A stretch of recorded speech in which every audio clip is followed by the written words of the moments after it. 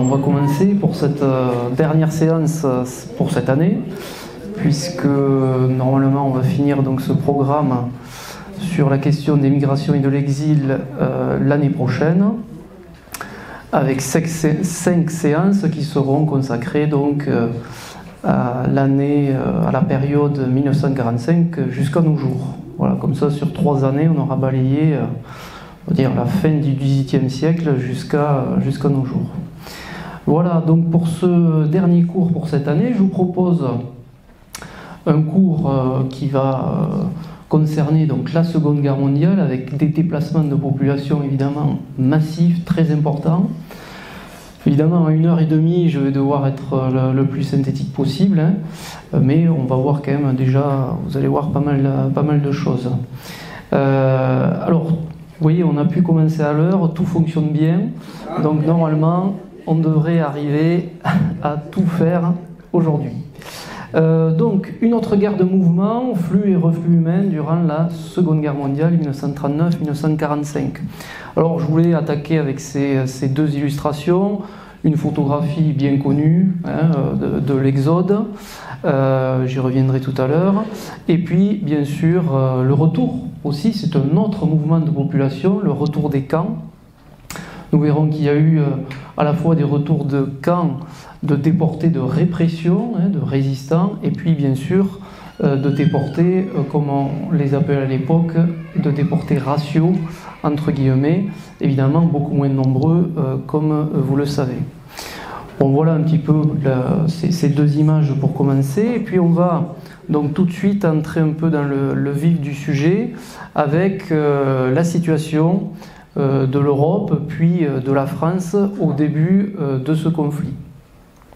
Alors je rappelle que, vous voyez c'est signalé ici, l'Allemagne hitlérienne donc, a annexé en 1938 l'Autriche, c'est ce qu'on a appelé l'Anschluss, ce qui a généré d'ailleurs de nouveaux mouvements de population, puisque, on l'avait dit, au fur et à mesure de la législation nazie, des opposants politiques étaient partis, dès 1933, des juifs évidemment, mais une fois que l'Autriche est annexée, ce sont aussi des juifs autrichiens qui vont quitter leur pays, pour une partie d'entre eux d'ailleurs, venir en France. On verra quelques parcours individuels tout à l'heure. Vous savez bien sûr qu'il y a ce qu'on appelle l'axe Rome-Berlin, avec l'alliance donc entre Mussolini et Hitler.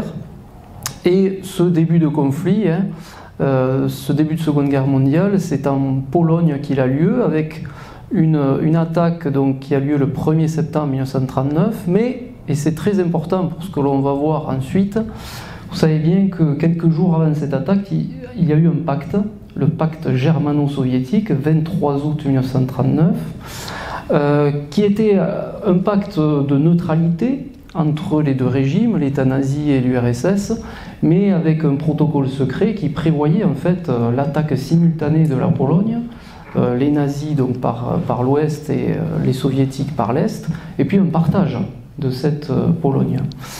Donc là, vous avez cette attaque au début donc, du mois de septembre 1939. Vous savez que très rapidement, au bout de 48 heures, donc, la France et l'Angleterre réagissent et déclarent la guerre le 3 septembre donc, à l'Allemagne nazie. Vous savez qu'ensuite il y a une période un petit peu particulière entre ce 3 septembre 1939 et le mois de mai 1940 qui est appelée donc la drôle de guerre. Alors drôle parce qu'on est dans une situation un petit peu étrange, bizarre, où en fait on est en conflit avec un État mais il n'y a pas de combat réel, et pense-t-on, du côté français, on est à l'abri derrière une fameuse ligne fortifiée dans l'Est, la ligne Maginot, du nom de ministre de la guerre des années 20, et on attend l'attaque pour repousser les Allemands et éventuellement pousser une contre-offensive. Voilà la situation brossée très rapidement. Ici, on a la situation au mois de mai 1940. Vous savez que les Allemands, donc, après avoir contrôlé l'ouest de la Pologne, décident d'attaquer au printemps 1940 d'abord par le Luxembourg, la Belgique et les Pays-Bas, et de là, évidemment, la France en contournant donc cette fameuse ligne Maginot. A noter d'ailleurs que lors de cette avancée très rapide, vous savez, avec l'usage de ce qu'on appelle la blitzkrieg, la guerre éclair, il va y avoir des flux de population là, très importants. On estime entre 1 500 000 et 200 000 et 2 millions, pardon, 1 500 000 et 2 millions luxembourgeois, belges, hollandais qui ont fui devant l'avancée allemande et pour beaucoup qui ont fui en France. Une partie d'entre eux partiront aussi vers l'Angleterre, mais sinon il va y avoir un très fort afflux là, de Belges, Hollandais, Luxembourgeois vers la France. Nous sommes donc là au mois de mai, début juin 1940. On avance un petit peu. Là, je voulais mettre une petite, un florilège d'images sur la situation. Alors, commencez peut-être par celle-ci, où là, on est au moment où la France a été défaite, et vous avez justement des troupes allemandes qui viennent inspecter cette fameuse ligne Maginot. Et cette petite photographie a un lien quand même avec ce qu'on avait dit la dernière fois, parce que je vous rappelle que cette ligne Maginot a été dans les derniers mois là, de l'année 1939 entretenue et parfois même améliorée par des membres des compagnies de travailleurs étrangers. Vous vous rappelez, on l'avait dit en fin de séance dernière, compagnie de travailleurs étrangers où se trouvaient donc plusieurs milliers d'Espagnols sur lesquels on avait terminé. Ici, un exemple intéressant. Regardez, soldats polonais de la brigade autonome de chasseurs de Podhal, intégrés à la première, il y a une coquille ici, division légère de chasseurs français sur un quai à Brest. Ils embarquent à destination de la Norvège, 23 avril 40. C'est la fameuse bataille de Narvik. Donc en avril 1940. Comment en fait des Polonais là, vont se retrouver comme ça intégrés à l'armée française? Alors, je rappelle que la Pologne a été donc envahie en septembre 1939 et vous allez avoir près de 300 000 Polonais qui vont quitter leur pays. Alors ils vont se disperser dans un certain nombre d'États, il y en a beaucoup qui vont partir vers l'URSS, d'autres vers l'Europe du Sud, mais il y en a aussi qui vont arriver en France. Et en France, vous avez notamment un général qui s'appelle Sikorski, qui va essayer d'organiser l'alliance entre la France et la Pologne. Alors d'abord, cette alliance, il l'organise depuis Paris, puis depuis Tours. Vous savez que c'est vers le 10 juin, le gouvernement français se réfugie à Tours, puis après c'est à Bordeaux, puis après c'est à Londres. Donc vous avez ce général qui signe une alliance le 4 janvier 1940, donc on est avant la défaite, avec l'armée française. Et l'idée est de créer en fait un corps militaire polonais national qui sera aux côtés de l'armée française dans les différents combats à mener.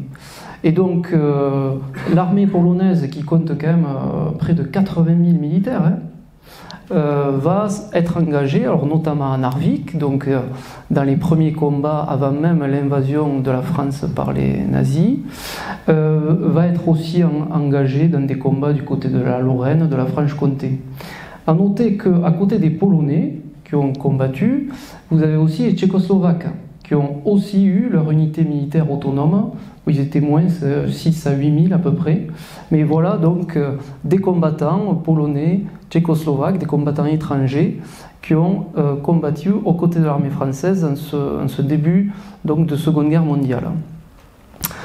Deux autres illustrations ici. Alors là, on est dans un des épisodes bien connus. Je vais commencer peut-être par ici, avec les prisonniers de guerre. Alors là aussi, c'est un énorme flux de population et de déplacements contraints.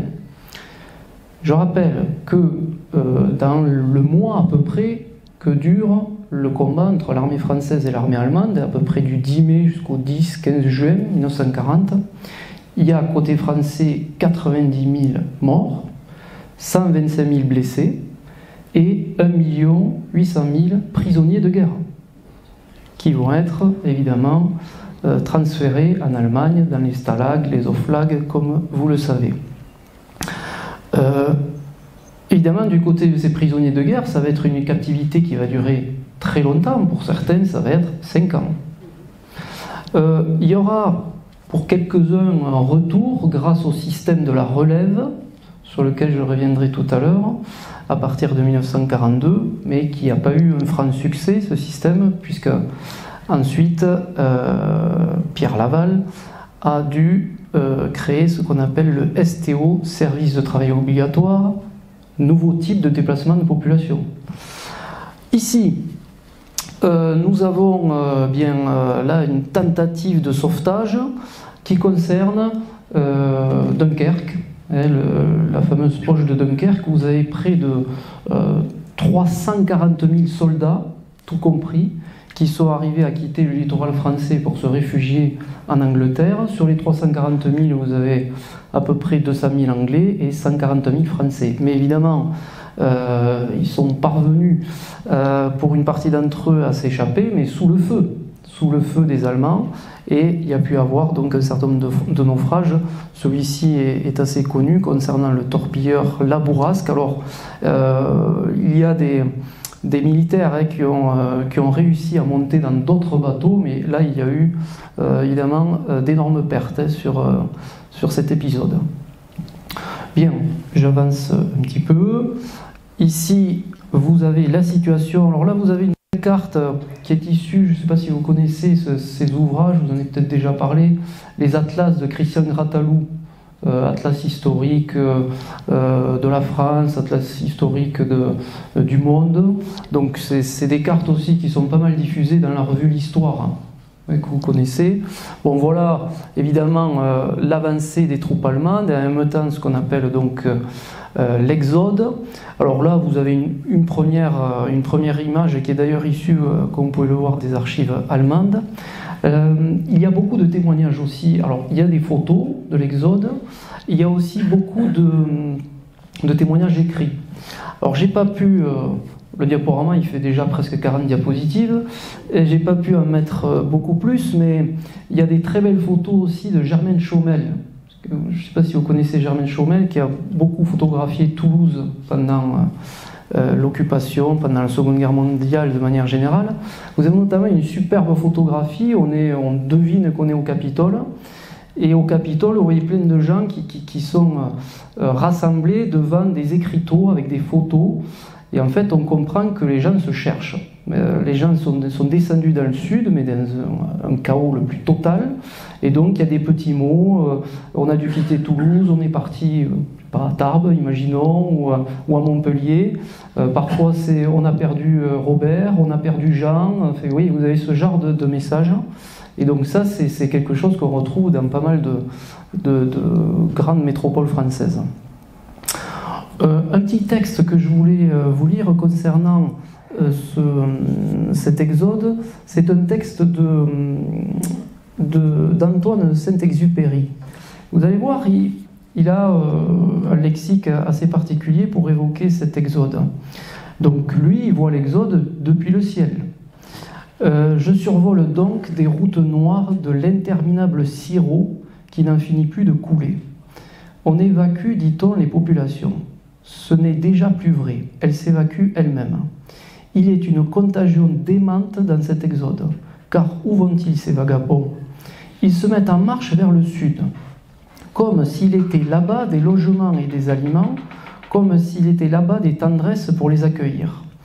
Mais il n'est dans le sud que des villes pleines à craquer, où l'on couche dans les hangars et dont les provisions s'épuisent, où les plus généreux se font peu à peu agressifs, à cause de l'absurde de cette invasion qui, peu à peu, avec la lenteur d'un fleuve de boue, les engloutit.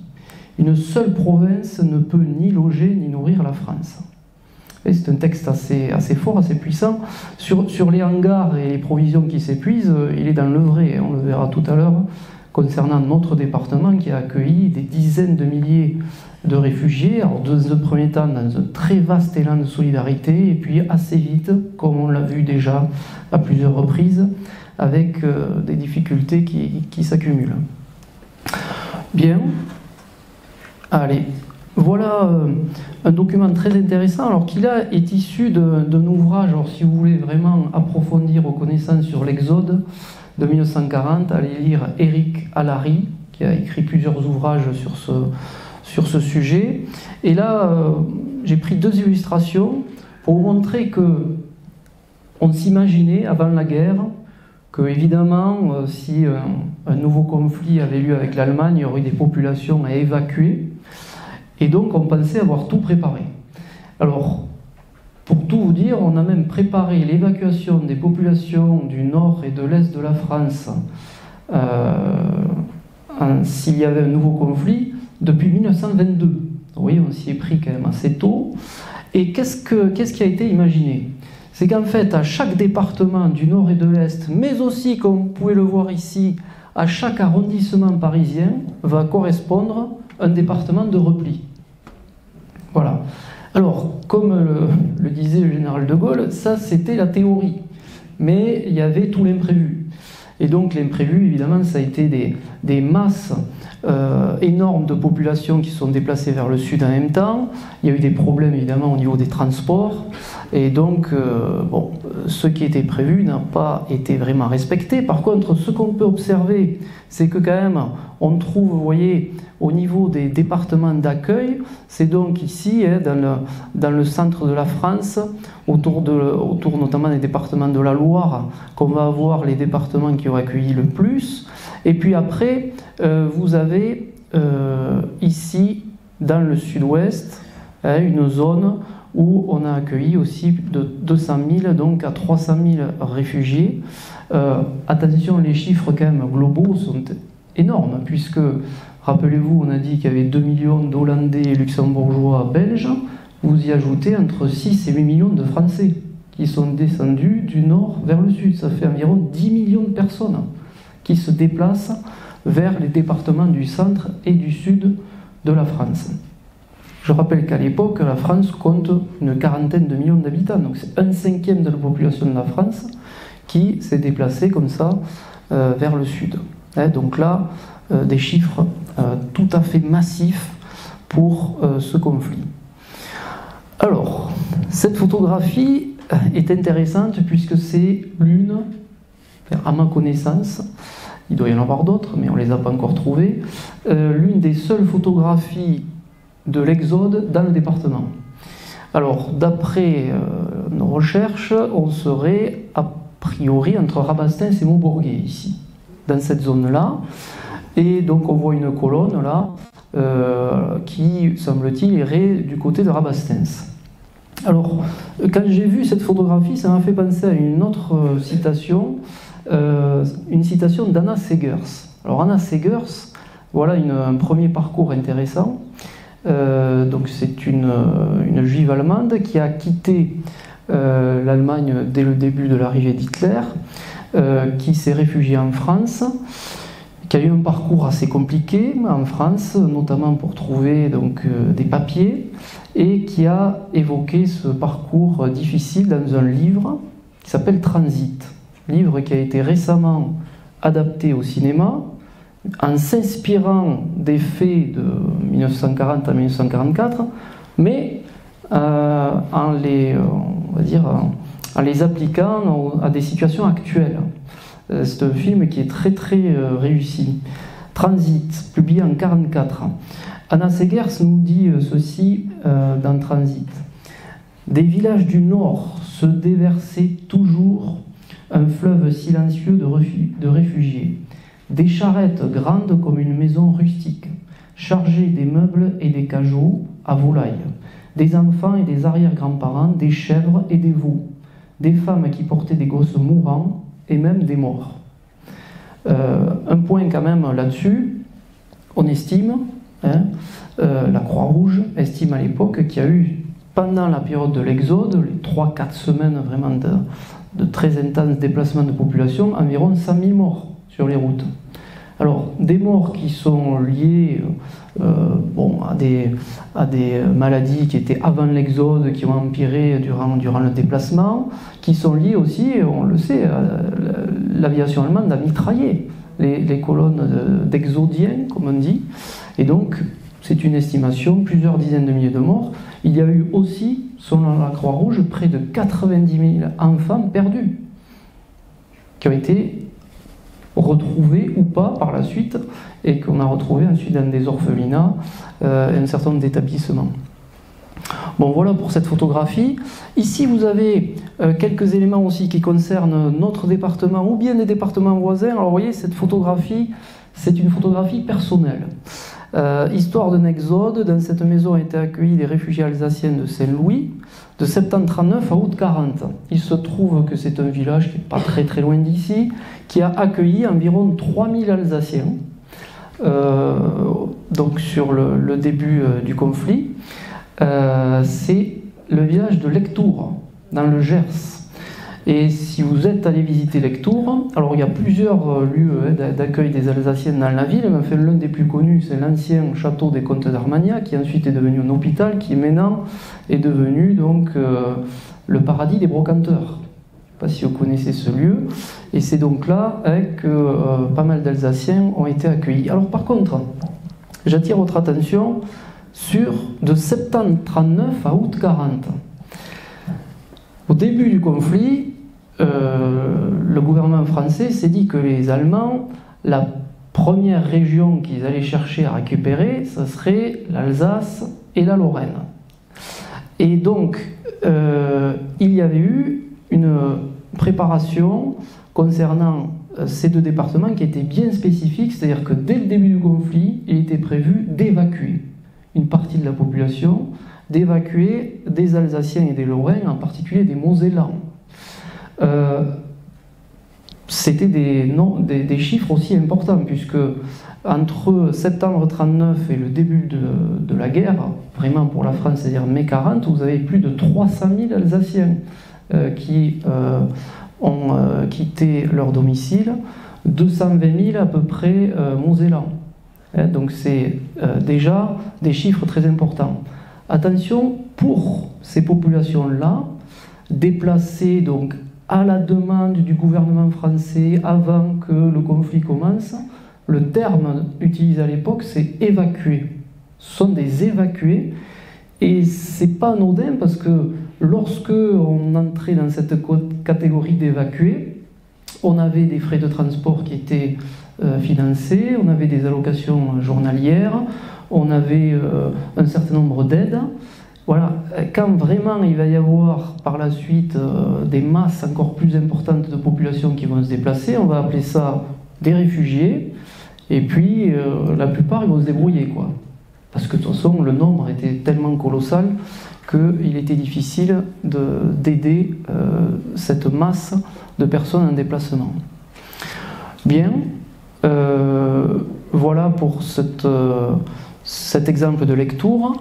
Ici, regardez, nous sommes donc 20 mai 40, le fameux journal Le Semeur, donc un journal qui, après la défaite, va continuer à être publié, qui est assez, donc, un journal catholique conservateur qui va, on va dire, diffuser la propagande du régime de Vichy jusqu'à la fin.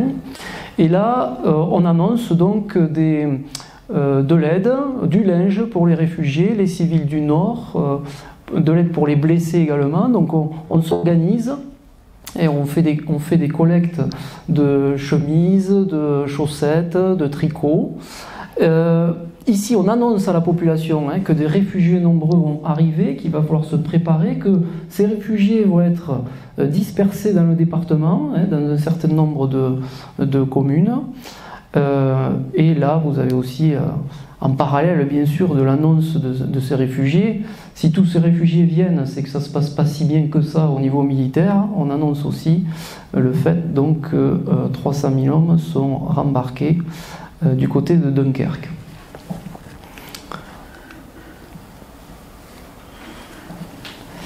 Bien.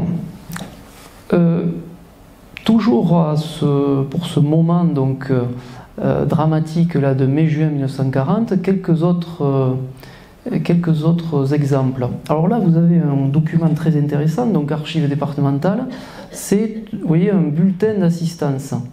Il concerne une adolescente, Simone Hurel, qui est née donc à Eugleville, à côté de Rouen, qui a 15 ans en 1940, elle est née en 1925.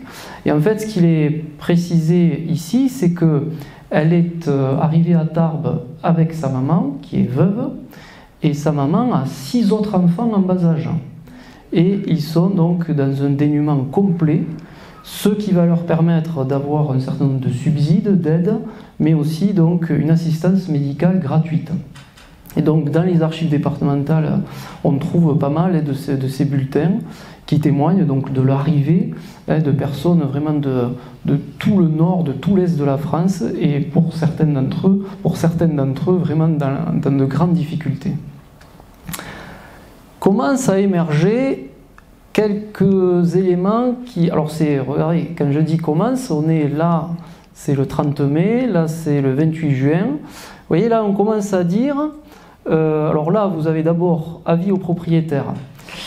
Bon, vous me direz que c'est humain, mais il y a un certain nombre de propriétaires qui, à Tarbes, profitent, entre guillemets, de la situation. Il y a plein de gens qui arrivent, donc on essaye d'augmenter les prix des loyers, et en fait, là, vous avez les autorités locales qui invitent les propriétaires à ne pas trop exagérer sur les prix des loyers.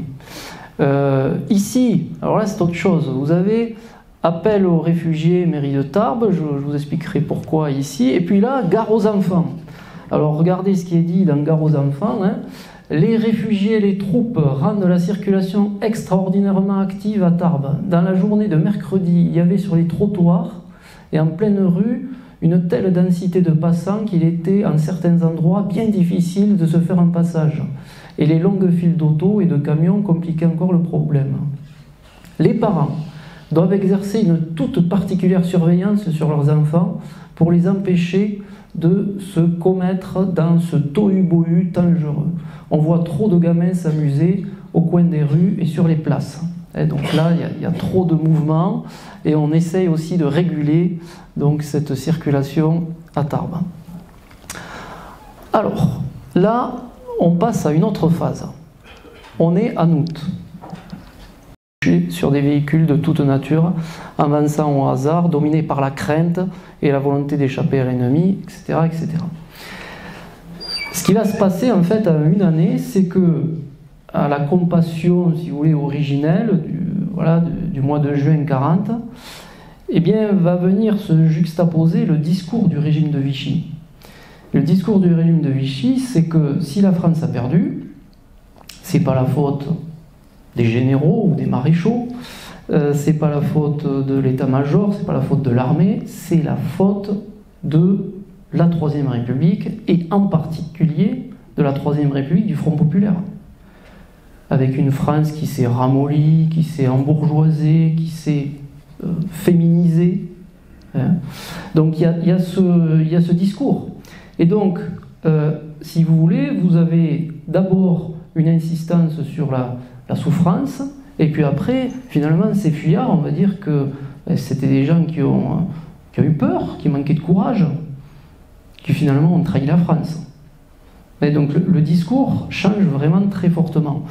Par contre, ce qu'on peut voir aussi, c'est toute une iconographie, hein, où vous avez quelque part une figure qui a émergé des décombres, hein, qui a émergé du chaos de cet été 1940 et qui va venir donc sauver la population française.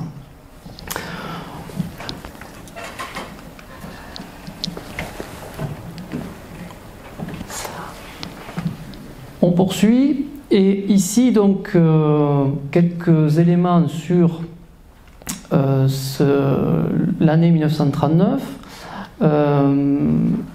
Je voulais en fait, je voulais pas annoncer, mais je voulais faire un petit bilan déjà du début de la guerre, et après essayer de voir, on va dire, deux thèmes essentiellement, c'est-à-dire la situation des étrangers en France pendant la Seconde Guerre mondiale, et puis la situation des Juifs qui, pour la plupart d'entre eux, sont aussi, parmi les déportés, sont aussi étrangers.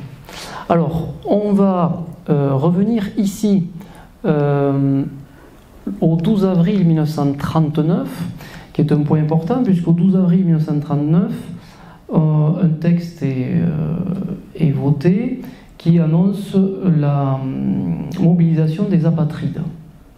C'est-à-dire qu'on est donc quelques mois avant la guerre, on est dans ce qu'on appelle la montée des périls, et vous avez toute une catégorie de population qui, rappelez-vous, dans les années 20, dans les années 30, a perdu sa nationalité.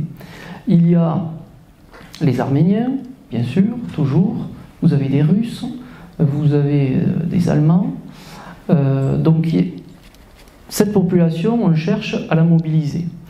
Alors il se trouve que du côté des apatrides, c'est essentiellement des Arméniens qui vont être mobilisés. Pourquoi? Parce que les Allemands, c'est quand même, pour la plupart, c'est des opposants politiques, des francs opposants politiques à Hitler, mais ils sont allemands. Donc on s'en méfie et on préfère ne pas les incorporer. Les Russes, on est aussi méfiant parce qu'on sent qu'il y a un rapprochement entre Staline et Hitler qui en plus va être concrétisé par ce fameux pacte du 23 août 1939. Donc il n'y a ni les Russes, ni les Allemands. Les Espagnols, ils ne sont pas apatrides. En fait, ça va être essentiellement des Arméniens qui vont être concernés par cette disposition. Du côté justement des Espagnols, on en avait parlé, ils sont mobilisés surtout pour travailler, et en particulier, j'en avais dit un mot rapide la dernière fois, dans ce qu'on appelle les compagnies de travailleurs étrangers. 35 000 à 40 000 Espagnols vont être mobilisés ici. Ils vont travailler dans beaucoup de situations différentes, sur la ligne Maginot par exemple, sur certaines fortifications aussi dans le nord de la France. Ils vont travailler dans des poudreries, dans des mines, aussi ici dans nos Pyrénées sur les barrages hydroélectriques. Bon, voilà. Ici quand même, un petit élément que je n'avais pas pu vous montrer la dernière fois. Vous vous rappelez, la dernière fois, il y avait une volonté de ces Espagnols qui s'étaient réfugiés, de les faire partir le plus vite possible. Ce qui a été le cas pour beaucoup, puisque 325 000 étaient repartis en mai 1940, sur les 500 000. Et là, vous avez justement un texte où c'est le texte, donc le brouillon d'un courrier du préfet des Hautes-Pyrénées au ministre de l'Intérieur. Et il dit ceci: j'ai l'honneur de vous rendre compte qu'à la date du 1er décembre, c'est-à-dire 1939, le dernier convoi de réfugiés sera dirigé vers l'Espagne et les centres d'accueil de mon département seront fermés. Je me suis en effet efforcé depuis plusieurs mois de décider au départ les réfugiés hésitants, de procurer du travail à tous ceux qui, bon là c'est barré, qui refusaient le retour pour des raisons sérieuses, de regrouper les familles. Ces efforts persévérants ont amené ce résultat pratique qu'à la date du 1er décembre, il n'y aura plus de réfugiés espagnols à la charge de l'État dans les Hautes-Pyrénées. Voilà. Ici, celui-là, je ne sais pas si je vous l'avais montré la dernière fois. Pour les Espagnols, c'est donc, pour certains, enfin la majorité, le retour en Espagne. Il y en a d'autres, à peu près 30 000, qui parviennent déjà à ce moment-là à partir en Amérique latine, avec le rôle bien connu de Pablo Neruda, qui organise notamment le départ du Winnipeg en août 1939. Bien, et puis ici, donc, un dernier exemple, vous avez donc des 6 Espagnols qui sont embauchés donc, du côté de Lannemezan, dans la société des produits azotés de Lannemezan, qui a aussi embauché pas mal d'Espagnols. Bien, pour les Espagnols, quelle est la suite? Alors, premièrement, ici, très importante cette loi du 27 septembre 1940. Alors, juste un petit point de vocabulaire. À partir du 10 juillet 1940 et de la reconnaissance pour le maréchal Pétain de ses pleins pouvoirs, c'est un peu délicat de parler de loi. parce qu'en fait, il n'y a pas de vote, c'est le maréchal Pétain qui décide. Alors, parfois on dit décret. Il faut savoir que le gouvernement provisoire de la République française, le 9 août 1944, avait donc trouvé une expression pour désigner ces lois. Alors de mémoire, ils appelaient ça donc les actes de l'autorité de fait se prétendant gouvernement de l'État français. Bon, évidemment, ça fait un peu long de dire ça à chaque fois, donc on dit plus facilement loi-décret, mais on fait bon, c'est pas tout à fait juste. En tout cas, ce 27 septembre 1940, les fameuses compagnies de travailleurs étrangers sont transformées en groupements de travailleurs étrangers. Et là, je vous avais donné les chiffres, autant on avait donc, pour les compagnies de travailleurs étrangers, on était arrivé à un maximum de 60 000 à peu près travailleurs, majoritairement des Espagnols. Là, on va plutôt être entre 35 000 et 40 000. Alors, pour une raison assez simple, c'est que beaucoup d'Espagnols, un certain nombre d'Espagnols s'étaient engagés dans les régiments de marche de volontaires étrangers. D'autres, comme je vous l'ai dit, étaient travaillaient sur des fortifications dans le nord ou l'est, c'est-à-dire qu'au moment de l'avancée allemande, ils ont été faits prisonniers. Et puis, comme ils étaient considérés par les Allemands comme des rouges, il y a la fameuse expression de Rotzpanier, beaucoup ont été envoyés en camp, notamment à Mauthausen. Vous avez plus de 7000 Espagnols qui ont été envoyés dans ce camp, 4700 qui y sont morts. Mais ce n'est pas le seul camp où ils ont été envoyés. Bon, donc, ici, justement, vous avez une photographie de ces régiments de marche de volontaires étrangers, avec donc plusieurs centaines d'Espagnols qui ont participé. Et là, une compagnie donc, de travailleurs étrangers, là on est dans le sud-est de la France, qui s'est ensuite transformée en GTE, donc suite à cette loi de septembre 1940. Évidemment, des GTE, on en a aussi dans les Hautes-Pyrénées. Alors là, vous avez un document assez exceptionnel. Ici, c'est aux archives départementales. C'est une carte des GTE et surtout, on va dire, de la localisation des travailleurs étrangers dans notre département. Et bon, je vous signale que les plus connus, c'était deux groupes de travailleurs étrangers qu'il y avait à Bagnères et un à Pierrefitte. Alors, à Bagnères, il y avait le numéro 519 et le numéro 525. Sachant que le 519 a été assez rapidement supprimé et fusionné avec le 525. Et puis à Pierrefitte, là, ici, c'était donc le numéro 722. Alors, ils ont des numéros, vous avez à peu près dans chaque groupement, alors c'est variable, mais on va dire que le minimum c'est 200 à 250 travailleurs, et ça peut monter jusqu'à 700. Et là, évidemment, dans le département, eh bien, ces travailleurs étrangers, qui sont obligatoirement recrutés. Lorsque ils sont astreints à ce travail, ils ne peuvent pas se défiler parce qu'ils sont considérés comme des individus, c'est le texte, je vous donne le texte littéral, des individus en surnombre dans l'économie nationale. Donc ils doivent obligatoirement participer à ces groupes. Et ici, évidemment, c'est les travaux dans les barrages hydroélectriques, c'est du terrassement, c'est aussi du bûcheronnage, des travaux agricoles divers. Bon, ils se déplacent à la demande, on peut dire, dans le département.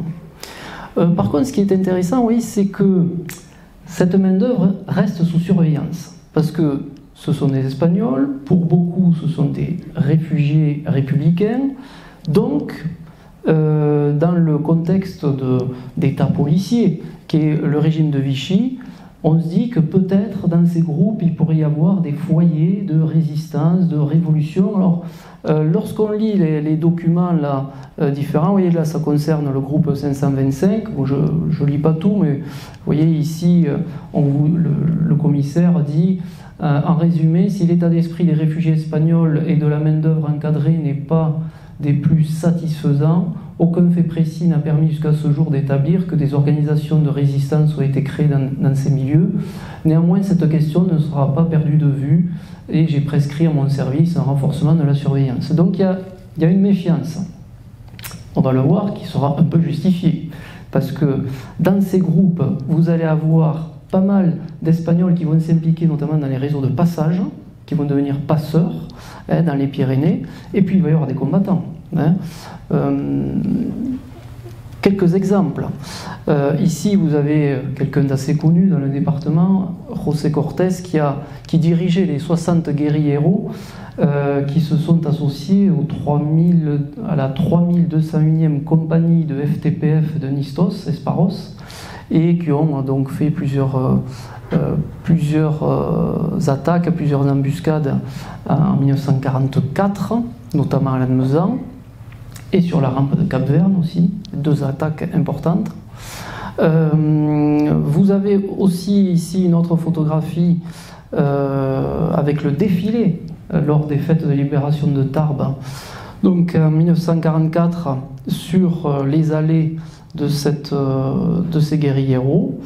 Et ici, une autre photographie bien connue, hein, on est justement à la libération du camp de Mauthausen, avec cette affiche-là, où on voit Españoles antifascistas saludan a las fuerzas libres.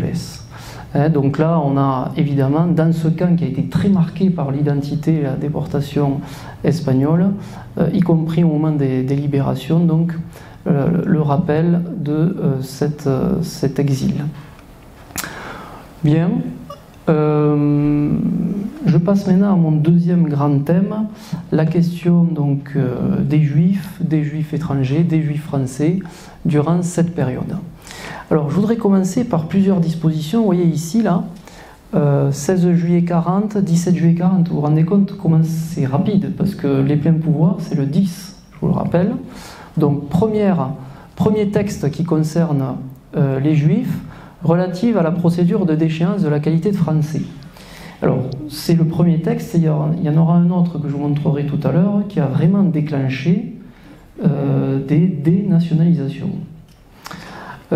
C'est le 22 juillet 1940. Ici, et cela sera complété par le statut des Juifs du 3 octobre que je vous montrerai tout à l'heure, l'accès aux emplois dans les administrations publiques. Ça va être les premières restrictions. On le verra plus précisément avec le statut que je vous projetterai. Ici, je voulais vraiment vous montrer ce travail-là qui a été fait concernant donc cette loi, toujours loi entre guillemets, du 22 juillet 1940. Le gouvernement de Vichy considère que la loi sur le code de la nationalité de 1927 est trop laxiste. Et donc, que les 486 000 naturalisations qui ont eu lieu entre 1927 et le 22 juillet 1940 doivent être révisées.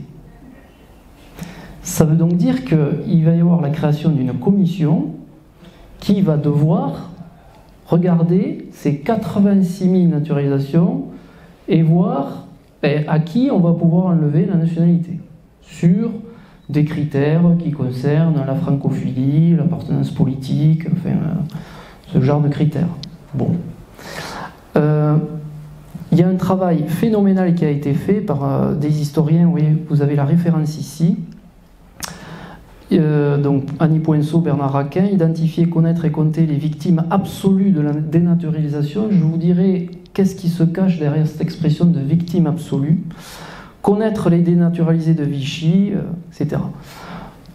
Une référence, si vous voulez en savoir un peu plus sur ce thème en particulier, les dénaturalisés de Vichy, c'est Claire Zalc, Z-A-L-C, qui a écrit plusieurs ouvrages.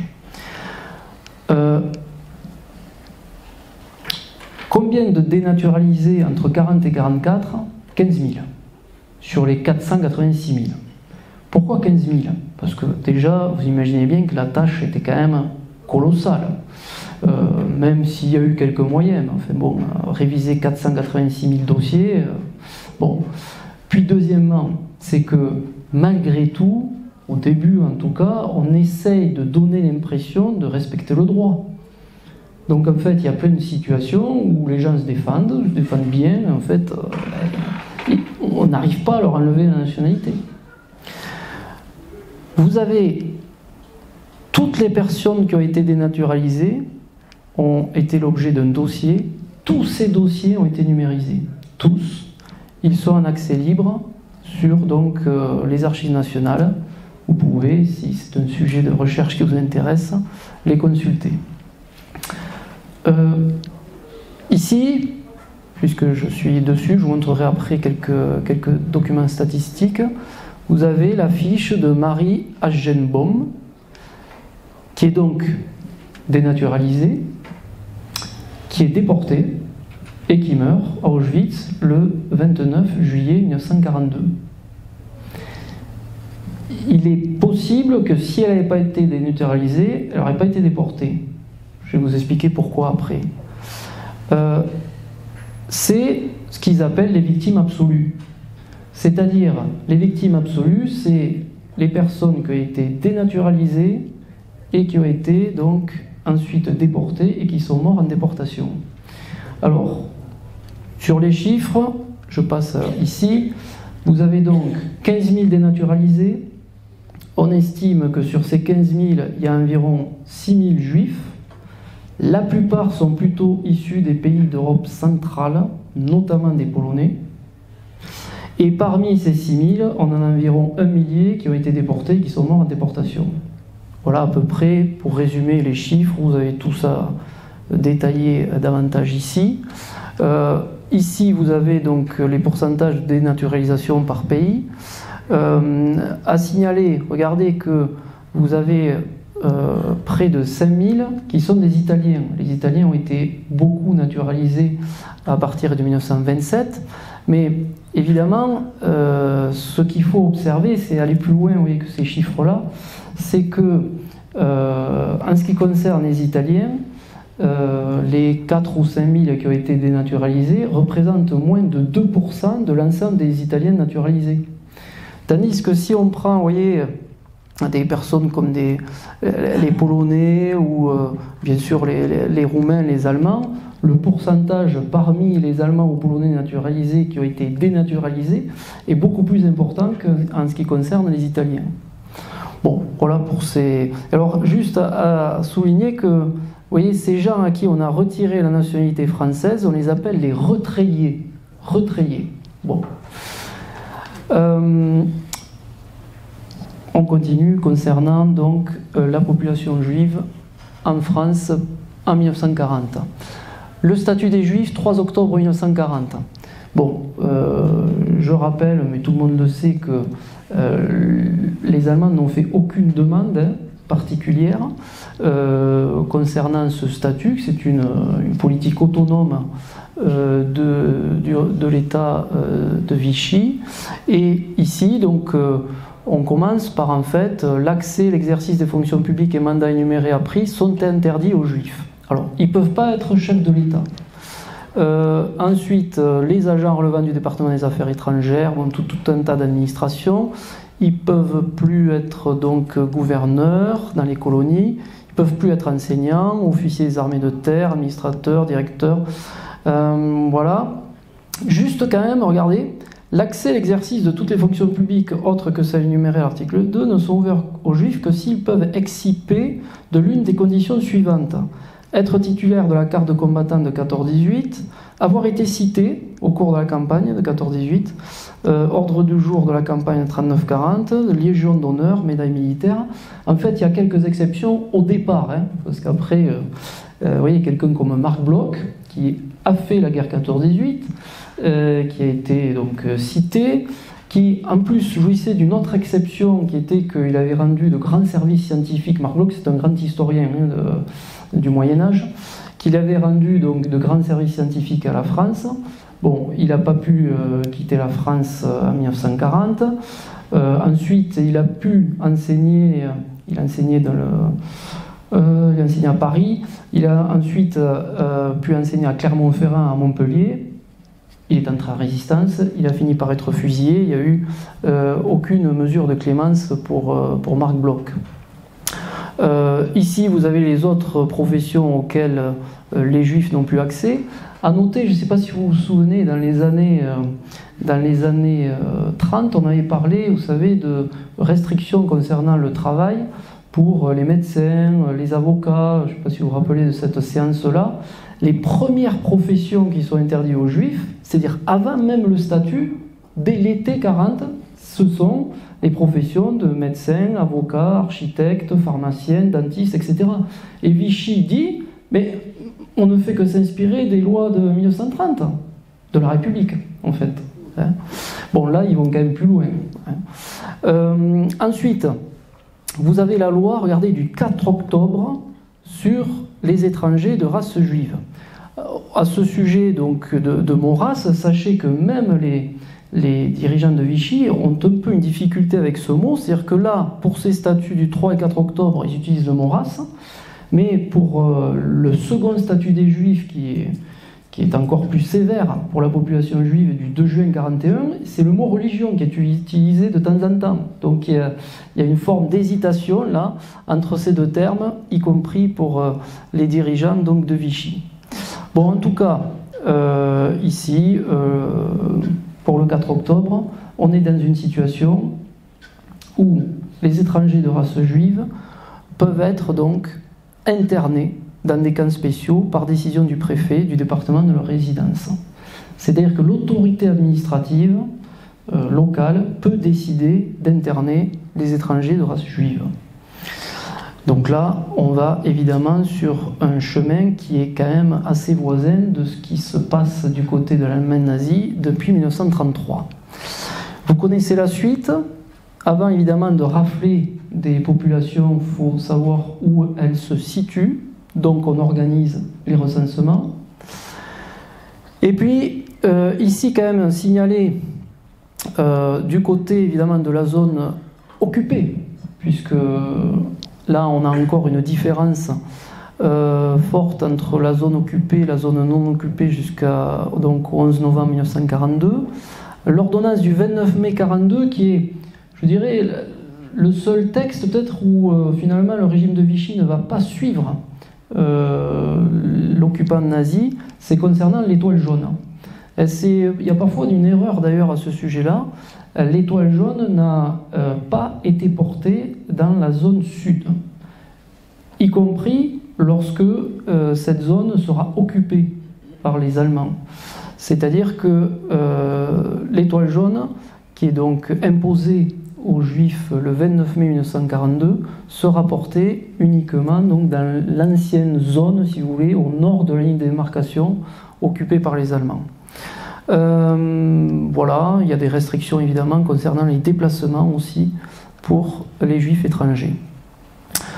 Je reviens là sur deux éléments importants.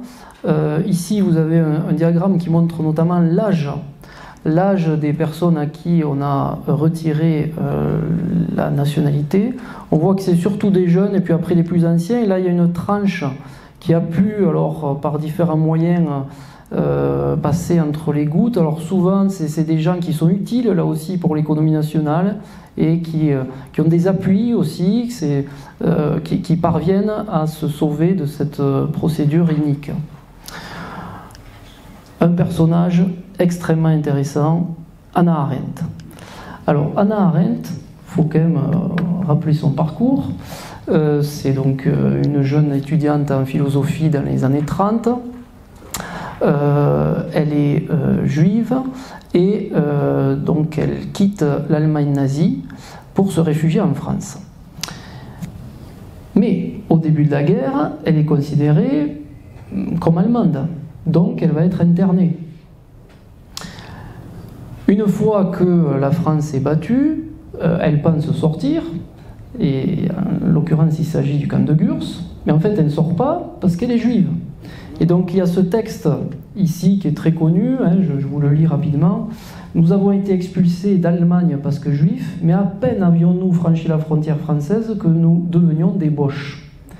Pendant 7 ans, nous avons tenté d'interpréter le rôle ridicule qui consistait à être français, de moins de futurs citoyens français. Mais au début de la guerre, nous nous retrouvions malgré tout internés en qualité de boches. Entre-temps, cependant, beaucoup d'entre nous sont effectivement devenus français, des Français si loyaux que nous nous gardions bien de critiquer le moindre décret du gouvernement. Ainsi déclarions-nous qu'il n'y avait rien de mal à être internés. Nous étions les premiers prisonniers volontaires que l'histoire ait jamais connus.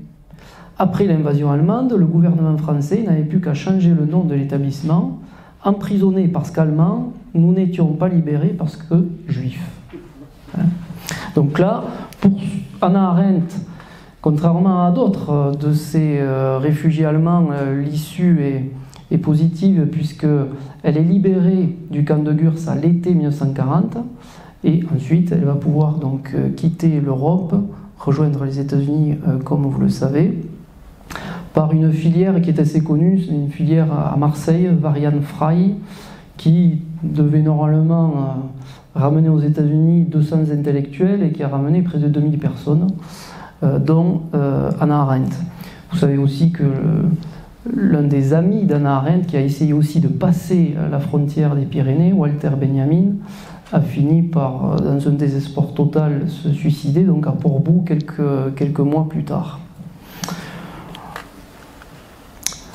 Bon, la situation, la voici pour ces populations-là, avec beaucoup de camps donc, qui vont se créer. Ça va être la France des extrêmement important, ici, Drancy, camp de transit vers la déportation. Je rappelle que, de mémoire, c'est 67 des 79 convois qui sont partis vers les camps de déportation, en particulier le camp d'Auschwitz, qui sont partis de Drancy. C'est-à-dire, en termes de victimes, 67 000 à 68 000 sur les 76 000 donc, victimes de ces déportations. Bien. Un mot ici donc de ces camps toujours, avec, regardez, ici on est plus centré donc, sur le sud. Vous avez des camps aussi pour étrangers suspects, et donc avec parfois ce qu'on appelle des camps mixtes, c'est-à-dire étrangers suspects juifs. Et puis, il y avait cette situation que je voulais vous signaler concernant le camp de Gurs. Je ne sais pas si vous connaissez cet épisode, mais au camp de Gurs, vous avez eu donc successivement les réfugiés espagnols, puis après des opposants politiques, des Allemands, puis des opposants politiques au nazisme qui ont été internés dans ce camp, mais aussi des Juifs. Et des Juifs qui venaient, qui n'avaient pas été raflés, si vous voulez, dans le sud de la France, mais qui ont été envoyés depuis le pays de Bade. Pourquoi ? Parce qu'il y avait un gauleiter, donc un gouverneur de ce land, qui s'appelait, son nom m'échappe, le prénom c'était Robert Gauther, je crois, de mémoire, à vérifier, qui, vous savez, veut rendre son land, pour être bien vu par sa hiérarchie nazie, Judenfrei, libre de juifs. Et donc, ce qu'il a trouvé comme moyen, c'est d'expulser donc les juifs de son land, et dans la logique du plan initial des nazis, le plan Madagascar, de les envoyer dans le camp de Gurs, pour qu'ensuite, depuis Bordeaux, ces juifs soient envoyés à Madagascar. Bon, là on est en 40-41. Le plan Madagascar, qui visait donc à envoyer tous les juifs d'Allemagne, voire d'Europe à Madagascar pour qu'ils y meurent à petit feu, a été abandonné évidemment au cours du conflit, puisque les Allemands se sont rendus compte que c'est les Anglais qui tenaient la mer et l'océan Atlantique, et que donc c'était impossible, et puis ça coûtait trop cher. Donc, qu'est-ce qui est arrivé à ces juifs du Bade-Wurtemberg ? Alors, il y en a beaucoup qui sont morts à Gurs déjà. Si vous avez visité le cimetière de Gurs, il y a beaucoup de tombes de ces déportés, donc internés puis déportés allemands juifs. Et puis vous en avez entre 1000 et 1500 qui ont été déportés à Auschwitz. Il y a eu 0 rescapé sur les gens qui ont été déportés de Gurs. Bon. Ici, je poursuis avec une carte qui est issue de l'Atlas de la Shoah, avec les rafles les plus importantes qui sont signalées. Là, vous avez quelques statistiques concernant le nombre de convois, le nombre de déportés. On voit d'ailleurs que l'année terrible concernant les déportations de Juifs, c'est l'année 42, avec bien sûr la rafle du Vélodrome d'hiver, 13 000 juifs, et ici donc un document qui concerne les Hautes-Pyrénées, puisqu'il y a eu aussi des rafles dans les Hautes-Pyrénées. Je vais vous en dire un mot. Alors ici, pour les premières rafles, c'est plutôt à Paris, mai, août, décembre 41. Avec des rafles qui visent, alors en mai 41, c'est essentiellement des juifs étrangers. Là, il y a des étrangers, des Français, et là, en décembre 41, c'est ce qu'on appelle la rafle des notables. C'est quasiment 100% de juifs français, de nationalité française, qui sont arrêtés. Bon, après, on commence en fait, vous voyez, la première grande rafle dans la zone sud, qui concerne donc aussi notre département, c'est le 26 août 1942. Là, les Allemands ont demandé, dans la zone donc, non occupée, à ce que 10 000 juifs étrangers soient raflés. Il y en aura 6 500. De la même manière, d'ailleurs, pour la rafle du Vélodrome d'hiver, les nazis pensaient entre 22 000 et 28 000 personnes, il y en a eu 13 000. Alors, pourquoi ? Parce qu'il y a des populations qui ont pu être prévenues. Alors, prévenues parfois par des réseaux de résistance, les FTP, notamment, vous savez, francs-tireurs partisans, Moé ou Moi, main-d'œuvre immigrée, ont prévenu pas mal de juifs parisiens. Et puis, il y a les policiers qui ont prévenu des familles juives. Et on a un cas dans le département que je voulais vous signaler. Alors regardez ici, c'est quand on trouve ce type de document dans les archives départementales, c'est toujours assez terrible. Là, vous avez en fait les personnes qui ont été arrêtées. Certaines font partie des groupes de travailleurs, mais dans les rapports, on s'aperçoit aussi que, en fait, sur le total de personnes qui devaient être arrêtées, il en manque. Et puis après, quand on suit un peu le fil de l'histoire, on comprend pourquoi il en manque, parce qu'il y a certains commissaires. Alors, sur Lourdes, il y avait un certain Jean-Philippe qui était bien connu, qui a fait passer des gens, qui a sauvé des juifs, qui a fini par être fusillé. Et puis, il y a Georges Vigoureux à Bagnères. Alors, rapidement, Georges Vigoureux, donc, il a fait fabriquer des faux papiers, il a prévenu des gens. Bon, il se trouve qu'il est arrêté en mai 1944, et là, donc, il subit un parcours assez classique, c'est-à-dire qu'il est interrogé à la Gestapo, donc à Tarbes, à ce qu'on appelait donc la villa, la résidence family. Ensuite, il est envoyé à la prison de Saint-Michel de Toulouse, il est à nouveau interrogé, et puis il est déporté, donc, alors d'abord à Dachau, et puis après dans un camp qui s'appelle Neu-Bremeux, à côté de Sarrebruck. Il va survivre à la déportation et revenir donc en 1945. Il sera plus tard décoré donc, du titre de Juste parmi les nations. Ici, je voulais vous montrer quand même pour avoir une idée un peu de ce qu'est l'itinéraire de la plupart de ces convois partant de Drancy que vous avez ici. Vous avez Auschwitz qui est là, avec 2-3 particularités importantes quand même concernant Auschwitz, parce que Auschwitz, je le vois même avec les élèves, c'est un camp qui fait un peu écran à la connaissance historique, parce que c'est un camp un peu particulier, exceptionnel. Pourquoi ? Parce que c'est un camp mixte. C'est à la fois un camp de concentration où les gens travaillent et un centre de mise à mort. Le centre de mise à mort se trouvant plutôt à Birkenau. Et c'est pas le cas dans beaucoup d'autres lieux. Alors par exemple, là vous voyez ici, je ne sais pas si vous les devinez, mais on voit le camp de Chremno ou de Treblinka que vous avez là, ou bien Sobibor. Bon là, c'est même pas des camps, c'est des centres de mise à mort. Il n'y a quasiment pas d'installation, si vous voulez, durable. Et en fait, dès que les gens arrivent dans ces lieux, 2 heures, 6 heures après, ils sont morts. Et pour une bonne partie de la population juive polonaise qui est morte, c'est-à-dire 2 700 000 personnes, ils sont plutôt allés dans ces camps-là. Donc le camp d'Auschwitz, c'est effectivement le camp qui est le plus connu en France parce que la grande majorité des juifs déportés de France ont été déportés à Auschwitz. Mais quelques milliers ont pu être déportés aussi dans d'autres camps.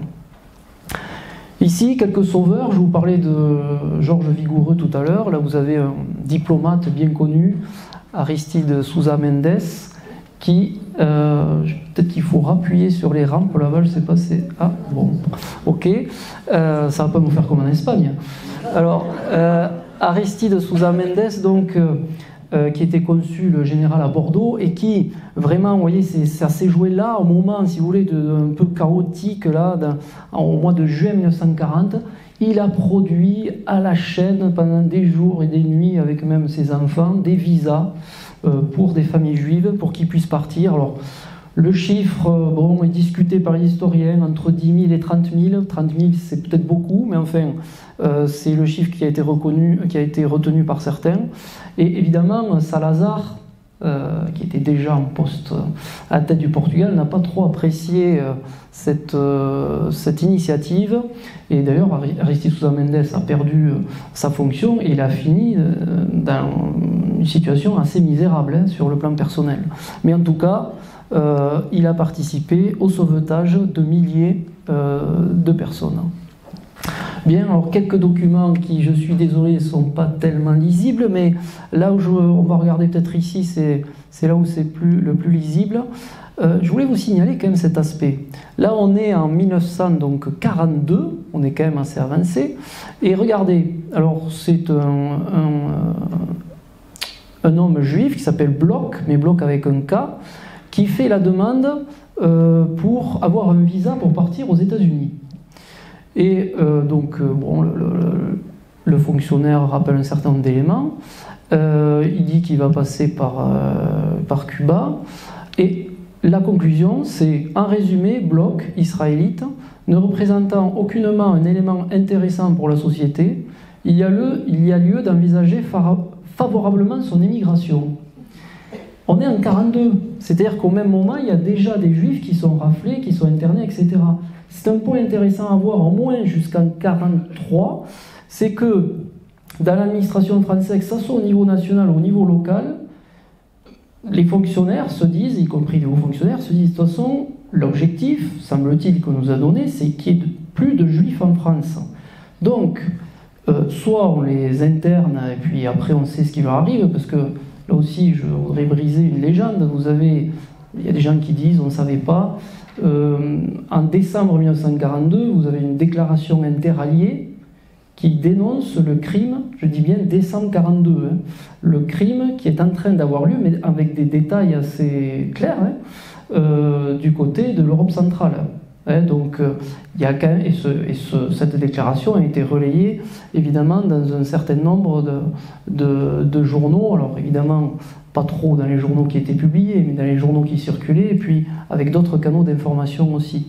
Donc, bon, juste vous dire que au niveau des fonctionnaires français, lorsqu'il y avait la possibilité au niveau local d'avoir finalement un Israélite, donc Israélite, vous savez que c'était l'appellation pour les juifs français, pour les juifs étrangers, on les appelait plutôt les juifs, de permettre à l'un de quitter le pays et de partir, certains fonctionnaires se disaient ben, c'est bien ce que je fais, mon supérieur va être satisfait, ça fait un juif de moins en France. Hein. Donc il y a ces dispositions qu'il faut aussi avoir en tête. Bien, ici vous avez bien, un petit document que je voulais vous montrer. C'est qu'au moment où évidemment le nombre de rafles va augmenter, le nombre d'internements va augmenter, vous avez des juifs qui vont essayer de partir par leurs propres moyens. Traverser les Pyrénées avec des réseaux de passage ou bien des gens qui, plus ou moins isolés, vont essayer de les faire passer. Et alors là, quand j'étais tombé sur ce document, quand même, le nom de la personne m'avait un peu attiré, puisque vous avez un certain Wilhelm Rothschild, alors qui n'a rien à voir avec la grande famille que vous connaissez, mais par contre, c'est ce nom, moi, qui m'avait attiré, Vincent Mir, donc maire de Saint-Lary pendant près de très longues années, son fils ou petit-fils est encore en maire aujourd'hui, et bien là, il est pris dans une affaire où il a essayé de faire passer un juif avec ses parents, et ça va lui coûter un passage dans un camp qui était d'ailleurs visible tout à l'heure de Saint-Sulpice dans le Tarn. Bon, je passe. Je vous signale ici quand même la personne qui fait l'enquête, un certain inspecteur Talazac. Si j'ai le temps, je vous en reparlerai. Ah ben, je vais avoir le temps parce que c'est juste maintenant que je vais vous en parler, ça tombe bien. Il y a des gens qui sont partis, il y a des gens qui ont été sauvés aussi, dans les Hautes-Pyrénées. Alors, deux exemples. Je vais commencer par le plus dramatique parce que dans un premier temps, cet enfant a été sauvé, mais vous allez voir comment il a fini par mourir en déportation. Alors, qui est-il? Il s'appelle Georges Hirsch. Georges Hirsch, c'est le fils de Irma et Robert Hirsch, des Autrichiens, qui ont quitté l'Autriche au moment donc, de l'Anschluss, en 1938, qui se sont réfugiés d'abord en Belgique et qui ensuite sont arrivés en France. Alors Irma est issue d'une famille juive, ce sont tous les deux des militants de gauche. Elle est plutôt proche de la social-démocratie, lui est carrément membre du Parti communiste autrichien, et quand ils arrivent en France, ils continuent leur militantisme. Il arrive un moment où ils doivent se mettre un peu, vous voyez, à l'abri, et donc ils vont se mettre à l'abri du côté de Barancourt, en Vallée d'Or, auprès d'autres Autrichiens qui sont bûcherons. Ces Autrichiens se sont réfugiés dans cette petite commune, après, pour la plupart d'entre eux, avoir été des brigadistes internationaux, c'est-à-dire qu'ils sont allés combattre en Espagne. Bon, il reste nous sommes en 41-42, il reste quelques temps dans cette vallée, et puis ils veulent participer à une forme de résistance, une forme de militantisme. Robert part notamment du côté de Marseille, il essaye de diffuser un journal qui s'appelle Le Drapeau Rouge.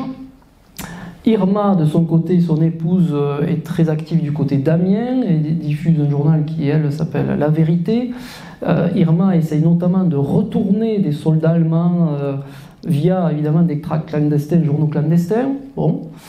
Et ils s'aperçoivent, évidemment, au bout d'un certain temps, que leur activité est quand même assez dangereuse. Et ils veulent mettre leur fils à l'abri. Sachant que Robert Hirsch est arrêté une première fois, il est emprisonné à la prison de la Santé, et que Irma a à plusieurs reprises aussi évité l'arrestation. Donc en septembre 1942, Irma descend à Bordeaux et confie cet enfant, qui est né donc en 1934, à Jeanne-André Fourasté, qui se mariera après-guerre et aura comme nom Monachelli. André Fourasté, qui est institutrice, cache pendant un temps Georges Hirsch, à l'école de Cazaux de Batte, et puis le relais est pris par Gabriel Fils à Barancourt. C'est l'inverse. Barancourt, André Fourasté, et Gabriel Fils, Cazaux de Batte. Cela dure quelques mois. Je vous rappelle que Georges est en prison et que Irma continue ses activités. Irma est arrêtée, début de l'année 1943. Son enfant, qui ne voit plus son père depuis un moment, souhaite lui écrire. Gabriel Fils l'autorise, mais il ne faut citer aucun nom, il ne faut citer aucun lieu, etc. Bon, l'enfant écrit une lettre avec quelques prénoms, mais surtout, il y a le cachet de la poste et il y a Haro. Et donc, la lettre est interceptée parce que, une semaine avant, Irma a été arrêtée par la Gestapo. La Gestapo remonte jusqu'à Georges Hirsch, qui est arrêté donc le 29 mai 1943. Je vais assez vite. Ce qui se passe, c'est que la Gestapo va arrêter Georges, André, Gabriel, et ils vont être amenés à Amiens pour être confrontés à Irma. L'idée est de faire parler Irma, en faisant pression, vous voyez ce que je veux dire, sur les institutrices, mais surtout sur l'enfant. Ça va durer quelques semaines, et puis, en fait, les Allemands ne vont pas obtenir grand-chose, et Georges va être donc placé dans une famille juive, les Schulhoff, alors que Irma est déportée 7 décembre 1943 et tuée à son arrivée à Auschwitz, décembre 1943. Georges, de son côté, est arrêté avec la famille qu'il avait accueillie le 4 janvier 1944 et une dizaine de jours après, il est déporté à Auschwitz et il est assassiné aussi dès son arrivée. Autre parcours, là, on va dire plus positif, concernant Pierre Birnbaum, qui est un enfant donc, juif qui a été sauvé dans la vallée de Bath-sur-Guer, entre Lourdes et Argelès-Gazost, qui est devenu un très grand historien, qui est revenu à Omex, précisément, donc, où il a été sauvé il y a quelques années pour présenter ce livre.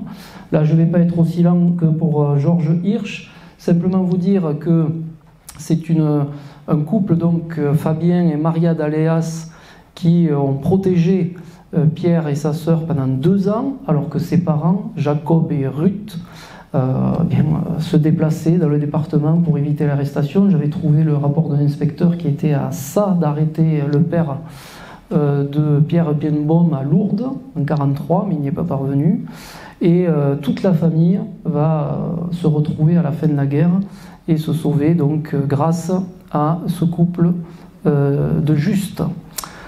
Concernant évidemment les étrangers et les juifs de manière générale, sous le régime de Vichy comme dans l'Allemagne nazie, vous savez qu'ils ont été en permanence criminalisés. C'est l'exemple le plus connu, évidemment, la fiche rouge, avec des personnalités dont on a déjà parlé. Ils sont roumains, arméniens, polonais, hongrois.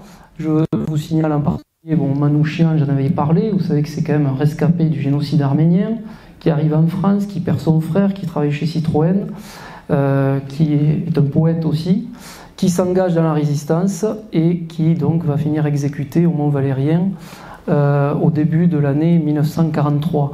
Vous signalez aussi ce personnage, alors c'est Boksor plutôt que Boksov, mais voilà un ancien aussi brigadiste international qui a combattu en Espagne, qui s'est retrouvé au camp de Gurs à un moment donné, et qui est donc lui aussi exécuté.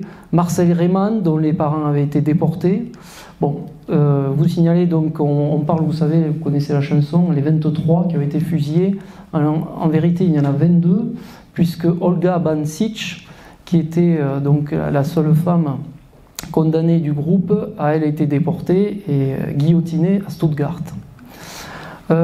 Ici, concernant aussi la répression, je voulais vous signaler ce monument assez connu du côté de Payolle, qui rappelle les combats donc, du 10 juillet 1940, avec 5 Espagnols. Je parlais tout à l'heure de la participation des Espagnols à la résistance qui ont été tués à l'issue de ce combat, notamment le commandant Bailo. Vous signalez aussi, regardez que lors de ce combat du 10 juillet 40, vous avez eu 3 prisonniers. Et vous avez une plaque aussi qui se trouve au niveau de Cap-Verne, dans cette zone commerciale, après, si vous voulez, le péage de Cap-Verne, sur la gauche, vous avez cette plaque en souvenir de ces 3 prisonniers qui ont été odieusement massacrés et laissés là où vous avez la plaque aujourd'hui. La déportation de répression a été très très importante, les camps particulièrement concernés, donc Buchenwald, Dachau. Là je vous ai mis la photographie d'un couple assez célèbre du côté de l'Almezan, le couple Ducasse, qui tenait un garage et qui faisait passer notamment des gens par les Pyrénées, faisait du renseignement aussi. Ils ont été arrêtés par les miliciens l'été 1944. Georges Ducasse a été fusillé, on a retrouvé son corps du côté de Castelmourou. Georgette Ducasse, elle, a été déportée et est revenue à la fin donc, du conflit. Ici, quelques éléments rapides sur... je ne vais pas revenir sur tous les éléments, mais montrer que la répression a été évidemment extrêmement active en 1944, et avec un fameux décret Nat ou Nubel, nuit et brouillard, bien connu, où en fait vous avez le résumé ici, c'est-à-dire que les gens qui sont arrêtés, pour leur famille, on leur dit qu'ils ont été arrêtés, mais c'est la seule information qu'on leur donne. C'est-à-dire que tout le reste de leur parcours, on leur donne 0 information. On les fait disparaître, littéralement, de la vie de leurs proches. Je dépasse un petit peu, je vous prends 5 minutes, excusez-moi de plus. Nous arrivons à la fin de la guerre. La fin de la guerre, il y a encore des déplacements massifs de population. Ici, c'est ce qu'on appelle les marches de la mort. C'est-à-dire que vous avez, au moment de la libération des camps, alors vous savez, entre janvier 1945 et avril 1945 à peu près, 700 000 personnes qui sont envoyées sur les routes par les nazis pour rejoindre d'autres camps et essayer de continuer la lutte contre les Alliés. Sur les 700 000, on estime que 300 000 à peu près sont morts lors de ces marches de la mort. Et puis vous avez les retours. Alors les retours, ils ne sont pas toujours si joyeux. Alors notamment pour celles et ceux qui avaient été des travailleurs obligatoires, STO, 600 000 à 650 000 personnes pour la France. Ça a été difficile pour ces populations, difficile pendant longtemps, et il y a encore aujourd'hui des associations concernant ces travailleurs obligatoires, et pendant longtemps, en fait, leur combat de ces associations, ça a été de ne pas être considérés comme des formes de traîtres ou de collaborateurs, mais plutôt comme des victimes de ce qui s'était passé. Et donc là, vous avez notamment plusieurs journaux qui étaient édités pour essayer d'obtenir ce statut de victime du travail obligatoire. Même pour les prisonniers de guerre, les retrouvailles sont difficiles, parce que en 14-18, les militaires français avaient gagné de manière glorieuse. Et donc là, ceux qui reviennent, pendant un moment quand même, ils restent sur eux, imprégnés, cette image de gens qui ont été vite battus, qui ont vite rendu les armes, et qui ont finalement vécu assez tranquillement pendant 5 ans en Allemagne, pendant que la population civile souffrait. C'est donc un aspect aussi pour ces très nombreux prisonniers de guerre qu'il faut avoir en tête. Ici, le retour donc des camps de déportation. Là, j'insiste sur Raymond Moreau. Raymond Moreau, c'est un membre de combat dans les Hautes-Pyrénées, membre de l'armée secrète, et c'est quelqu'un qui avait participé au fameux attentat contre Philippe Henriot, grand propagandiste du régime de Vichy, 5 mai 1943, qui a été arrêté, qui est revenu de déportation, mais vous voyez la maigreur, et à son retour de déportation, la tenue qu'il portait en déportation est exposée au musée de la Résistance à Tarbes.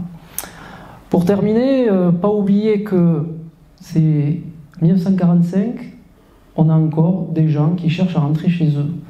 Et pas 1 million ou 2 millions, 11 millions. Et on va trouver, c'est Eugène Koulicher qui fait partie donc de l'UNRWA, qui va trouver ce nom de personnes déplacées, Displaced Persons. L'UNRWA, c'est une organisation qui a été créée en 1943 par les États-Unis, aux États-Unis, et auquel 44 pays ont adhéré, qui est une organisation qui s'occupe donc du secours et de la reconstruction en Europe. Voilà, autre élément aussi, la question allemande, parce qu'il y a beaucoup d'Allemands qui doivent aussi revenir en Allemagne, et je peux vous dire que par exemple ceux qui s'étaient installés du côté des Sudètes en Tchécoslovaquie, ils sont expulsés manu militari des domiciles qu'ils avaient pu acquérir, 800 000 à peu près qui rentrent. On estime qu'il y a 4 millions d'Allemands qui ont dû quitter leur domicile pour rentrer donc dans l'Allemagne, en tout cas ce que sera l'Allemagne après le traité. Juste un petit point quand même concernant les personnes déplacées. Il y a notamment les rescapés des camps. Il y a quand même quelques Américains qui sont nommés à certains postes. C'était peut-être pas une bonne idée. Regardez le général Patton, il est gouverneur militaire de Bavière, il a donc en charge tout un tas de camps de déplacés, et on va le muter suite à cette déclaration. Les autres pensent que la personne déplacée est un être humain, ce qu'elle n'est pas.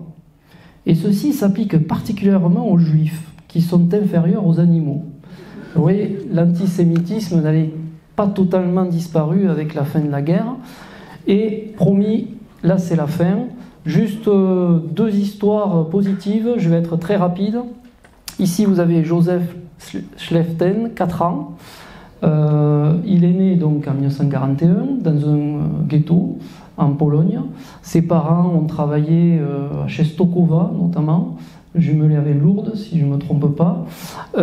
Ils ont ensuite été déportés, la mère à Bergen-Belsen, le père et le fils à Buchenwald. Le père a caché cet enfant à l'entrée à Buchenwald dans un sac, parce que c'est quelqu'un qui travaillait le cuir, il avait un grand sac avec des outils. Puis l'enfant s'est caché pendant un moment dans le camp, et ça fait un peu penser à La vie est belle de Benigni, vous voyez. Et à la fin de la guerre, on le retrouve, il devient un peu une mascotte, si vous voulez, pour notamment les soldats américains. Il a survécu, ils ont retrouvé la mère à Dachau, quelques mois plus tard. Ils ont émigré aux États-Unis, il a travaillé à la compagnie de téléphone américaine. Et puis Kruger. Alors Kruger, en quelques secondes, voilà donc un Allemand qui était instituteur à Potsdam, qui faisait partie de mouvements de jeunesse, vous voyez, plutôt proche de la gauche, qui se marie donc avec Yves Foustier, qui était originaire de Haute-Savoie, qui a vécu à Genève. Il se marie en 1929 à Potsdam, ils ont 2 enfants, donc vous voyez Jamine là, qui est né en 1930. Il est instituteur de gauche. Quand Hitler arrive, on lui dit qu'il faut partir, en mars 1933. Là, il s'appuie sur les Quakers, vous savez, cette société d'entraide anglaise, qui lui permet de s'installer à la Coum, dans la commune de Mossé, près de Prades, dans les Pyrénées-Orientales. C'est un mât qui est en très mauvais état, mais Kruger pense qu'il va pouvoir en faire une colonie agricole et accueillir d'autres Allemands. La famille se réunit. Bon, il commence à restaurer ce mât qui en fait va devenir une auberge jeunesse qui va accueillir des réfugiés espagnols, des réfugiés juifs. Bon, il est inquiété au début de la guerre puisqu'il est quand même allemand et puis anti-nazi, mais il finit par être dénoncé par un curé en 1944. Et alors là, regardez la situation. Il est enfermé à la citadelle de Perpignan, après il passe par la prison du Cherche-Midi à Paris, puis après il est déporté, puis à Neu-Brémeux, là près de Sarrebruck, après il passe par la prison de Cologne, de Halle, puis il est à Potsdam. Il atterrit à Potsdam, on est à la fin de l'année 1944. Et là à Potsdam, en fait, on ne comprend pas ce qu'on lui reproche, parce que les papiers sont disparus. La seule chose qu'on peut lui reprocher, c'est qu'il n'a pas fait son service militaire. Alors lui, il faut faire le service militaire. Regarde la situation, on est fin 1944, l'Allemagne est en train de perdre partout, il doit s'engager. Il s'engage, sinon il allait être exécuté. Il s'engage, il défend Berlin, il est blessé. On va le soigner, on le soigne à Prague. Il revient à Berlin, il combat, donc là on est au printemps 1945, et bon, il est fait prisonnier par les soviétiques. C'est un Allemand, même s'il était proche de la gauche. Donc il est emprisonné dans un premier temps en Pologne, à Poznan, et puis après on l'envoie à Leningrad. Et là on est en 1947 déjà. En 1947 il est enfin libéré, il revient en Allemagne, et après il veut revenir en France, parce que sa femme et ses filles sont toujours à la Coum, à côté de Prades. Et là il parvient, après plusieurs mois de difficultés pour obtenir des papiers, à revenir donc à Prades en 1948. Voilà donc quelqu'un qui a été réfugié, interné, prisonnier, déplacé. Enfin, voilà un parcours impressionnant. Bien, je suis désolé, j'ai dépassé, mais je voulais vous présenter ces 2 parcours. Je remercie pour votre attention au cours des 5 séances et j'espère que vous serez nombreux l'année prochaine pour continuer. Merci. Si cette vidéo vous a plu, vous pouvez nous rejoindre à l'Université du temps libre de Tarbes et de Bigorre à l'adresse utl-tb.info. Vous pouvez aussi nous encourager en cliquant sur le pouce vers le haut. Les commentaires sont également les bienvenus. Et n'oubliez pas, si ce n'est déjà fait, de vous abonner. Merci et à bientôt.